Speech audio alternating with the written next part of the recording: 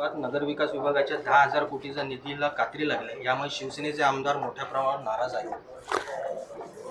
कात्री बित्री काय लागलेली नाही, नेहमाप्रमाणे जो रेशो आला आहे तो सगळ्यांना मिळालेला आहे। थोडं वर खाली होता आता लाडक्या बहिणीला सांभाळून आम्हाला आमचा विकास निधी जो का आलेला तो करायचा आहे आणि त्यासाठी थोडं पाठीपुढं वर खाली, कारण सगळ्या डिपार्टमेंटला सारखा निधी देता येत नाही, परंतु जो काय आमच्या हिश्श्याला आलेला निधी आहे तो मिळालेला आहे। थोडा इकडं तिकडं झालं तर एवढं काय मोठं अडचणीची बाब आहे नाही, कारण पुरवण्या मागण्यामध्ये सप्लिमेंट मागण्यामध्ये परत तो कव्हर करता येतो।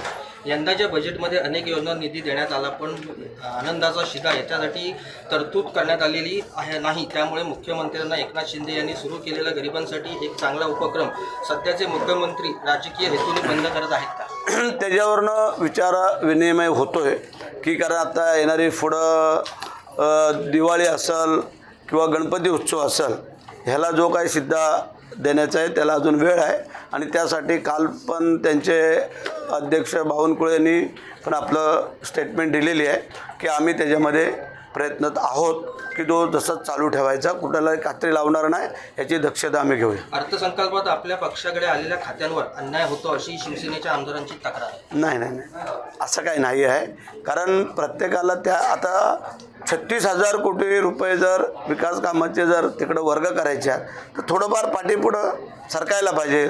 आणि ज्या वेळेला एकनाथ शिंदेसाहेब मुख्यमंत्री असताना भरघोस निधी दिला होता, आता थोडंसं एखादं वर्ष थोडं पाठीपुढं होईल, पण परत त्याच्यामध्ये ते कव्हरिंग झालं का तो निधी परत प्रत्येकाला दिला जाईल। शेवटचा एक प्रश्न, बुरा ना मानो होली है, होळीनिमित्त सुनील तटकरे आणि संजय राऊत यांना काय शुभेच्छा द्या? संजय राऊतला शुभेच्छा जनतेने दिल्यात, मतदानाच्या वेळेला दाखवून दिलं आणि आम्ही तर सांगतो संजय राऊतनी बोलत राहावं, कारण तो जसं बोलतोय तसं ते उलटं होतं आहे। कारण त्यांनी पहिल्या दिवसापासून की त्यावेळेला आमचं असणार एकनाथ शिंदे साहेबांचं सरकार पडलं तर नाही मजबूत झालं आणि शिंदे साहेबांच्या नेतृत्वाखाली जी काही सत्ता आलेली आहे त्या सत्तेमध्ये भरघोस यश मिळालं आणि ह्याला कारणीभूत संजय राऊत, कारण तो जे बोलायचा ते जनतेने कोणी मनावर घेतलं नाही आणि त्याच्या उलट झालेलं आहे, म्हणून आम्ही बोलतोय की संजय राऊतांनी बोलत राहावं। एबीपी माझा, उघडा डोळे बघा नीट।